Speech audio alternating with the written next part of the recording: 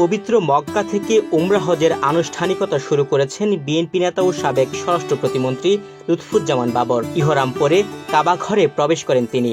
এ সময় বাবরের সঙ্গে ছিলেন স্ত্রী, সন্তান ও তার ব্যক্তিগত কর্মকর্তা মোহাম্মদ হায়দার। এর আগে সৌদি আরবে পৌঁছে সরাসরি মদিনায় মহানবী হযরত মুহাম্মদ সাল্লাল্লাহু আলাইহি সাল্লামের রওজা মুবারক জিয়ারত করতে যান বাবর। সেখানে বিপুল সংখ্যক প্রবাসী বাংলাদেশি তার সঙ্গে সাক্ষাৎ করেন। মদিনা থেকে মক্কায় গিয়ে আনুষ্ঠানিকভাবে উমরা শুরু করেছেন দীর্ঘ 17 বছর কারাগারে কাটানো সাবেক স্বরাষ্ট্র প্রতিমন্ত্রী বাবর।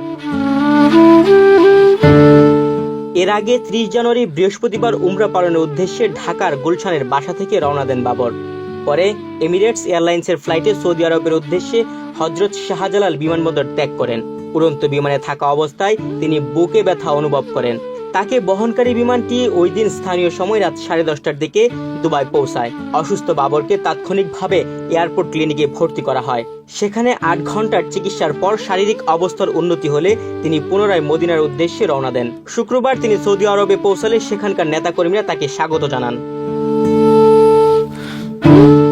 শারীরিক অসুস্থতা কাটিয়ে সৌদি পৌঁছানোর পরই পবিত্র নগরী মদিনার আল মনোয়ারায় গিয়ে বিশ্বনবী হযরত মুহাম্মদ সাল্লাল্লাহু আলাইহি সাল্লামের রওজা মুবারক জিয়ারত করেন বিএনপি নেতা ও সাবেক স্বরাষ্ট্র প্রতিমন্ত্রী লুৎফুজ্জামান বাবর। মদিনায় পৌঁছানোর পর লুৎফুজ্জামান বাবর মসজিদে নববীতে নামাজ আদায় করেন।